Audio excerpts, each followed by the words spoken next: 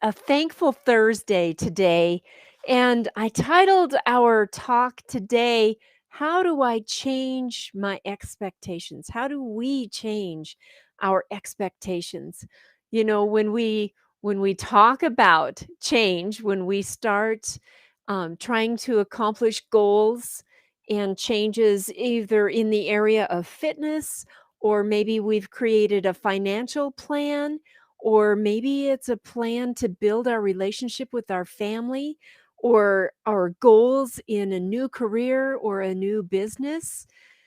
Change automatically triggers our fight or flight response, which gives us the expectation of bad news, the expectation that this change is going to be hard, the expectations that I'm going to feel discouraged or I'm not going to be able to do this.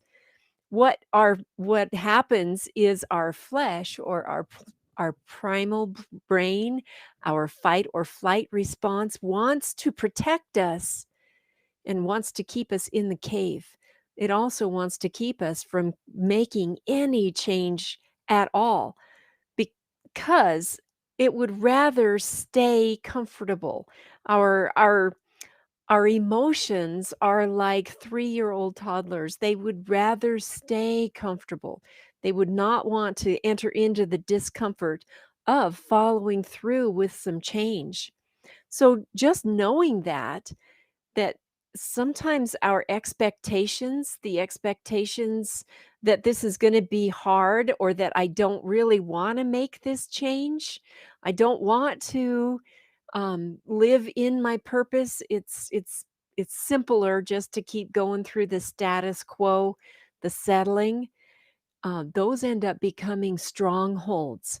They become strongholds in our mind, first of all, and then we look around and we find out, oh my gosh, they're strongholds in my life. That is where I love the ULA program, because that's where the spoke, or the segment of our life, faith, comes in. And for me, that rests in the word. That's where my faith is in the word. And what difference does that make? So when I have expectations, when I have negative expectations about myself, or about what's going to happen if I start implementing changes in the area of fitness or finance or family, or in my field, or any of the areas, any of the other areas, even when I start making changes in the area of faith, there's a three-step process for helping us change our expectations. The first one is to notice those toxic thoughts. Notice the thoughts that come from our enemy. Oh, you aren't going to be able to do this, or you've never been able to do this in the past, or this is only going to last for a little while. This change isn't going to become a lifestyle. Those are all toxic thoughts. We got to notice those. First of all, notice the lies. Then the second step is take responsibility that we have for nursing and rehearsing those lies.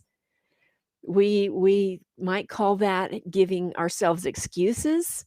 We might also call that complaining. We have got to be responsible for what we're allowing to go through this brain of ours. So first step is notice those toxic thoughts, those lies, those negative expectations.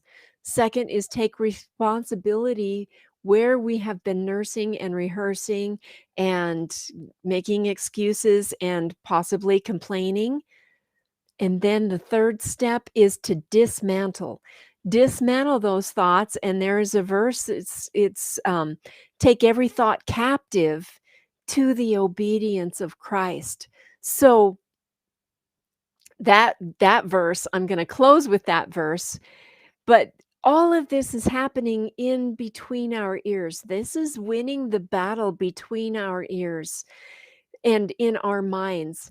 Whenever we start to make changes, Notice that patients come up, the negative expectations come up, and with that comes the nursing and the rehearsing of lies and of excuses and possibly complaining.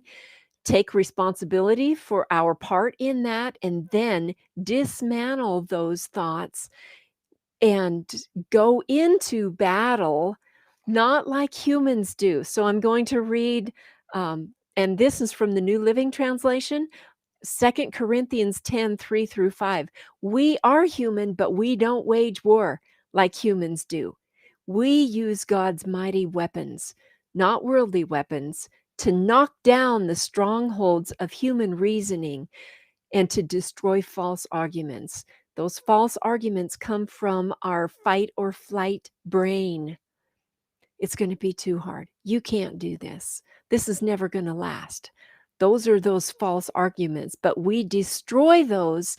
We destroy every proud obstacle or negative expectation that keeps us from knowing God. Yesterday we talked about how there is nothing that can separate us from the love of God. So, if you are expecting to go into this knowing that it's three plus you, Father, Son, and Holy Spirit, and you. Oh, does that give you some strength? Does that give you some joy?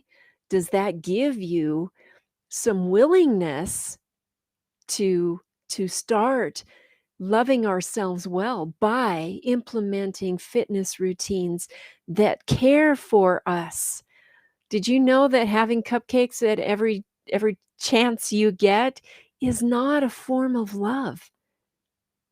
But a form of love is nourishing our bodies well, um, exercising movement, moving our bodies triggers a whole different chemical response inside our brains. It activates joy, which gives us creative ideas, and it also gives us willpower, which is interesting, isn't it? So we're casting down all of those strongholds.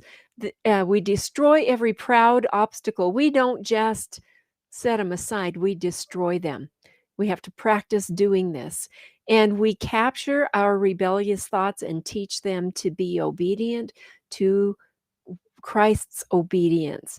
So all of this is only available to us because of Christ's obedience, because he has made us a new creation, because he has made us accepted, because he has chosen us.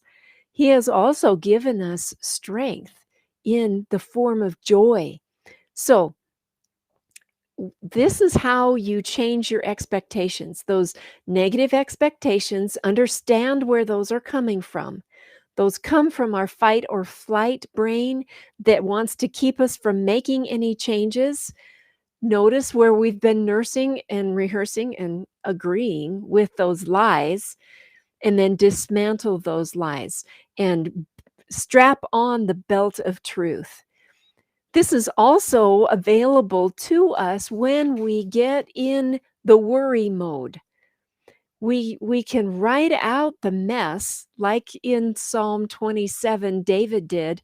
We can write out all the things that are a mess on the balance sheet. Then we can talk about what also God has given us. God has not given us a spirit of fear, but of power and of love and of a sound mind. That's where this is. This is our prefrontal cortex, the part that's made in the image of God. That's where our sound mind is. It's not our fight or flight response. So, all of these things help us manage our days well. I call it living by design rather than default. Have you noticed some of your default when we get bad news or when we try to make a change and we don't follow through? Notice the default that you go to. Now you have the chance to unlearn that and design your response. That's why I love the accelerator of integrity. Integrity with myself helps me keep my promises to myself.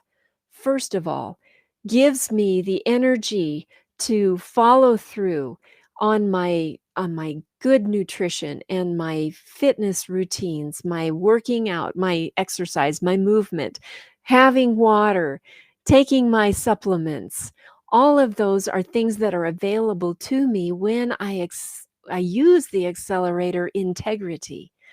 It's part of the ULA framework, and it is so powerful. So, if you're interested in your copy of the balance sheet, it helps us follow through with recalculating our expectations. When we focus only on the mess, we expect bad news. When we allow ourselves to process the mess, and then we allow ourselves to look at what is also going on, and there is bad news, and I know that there isn't anything that can take me from the love of God. Oh, then I can activate a different part of my brain, this part of our brain. So let me know if you're interested. I'll put the link for my balance sheet in the comments of this video. Let me know if there are expectations that have become a habit for you that you are now ready to dismantle and turn into a new form of designing your life. I would love to support you in that, and you can do that by just commenting in this video. Thank you so much for listening, and I will see you tomorrow with more action steps that are based on being a beloved child of God. What a great thing to remember and to activate. Do it on purpose. Do it by design. We'll see you tomorrow.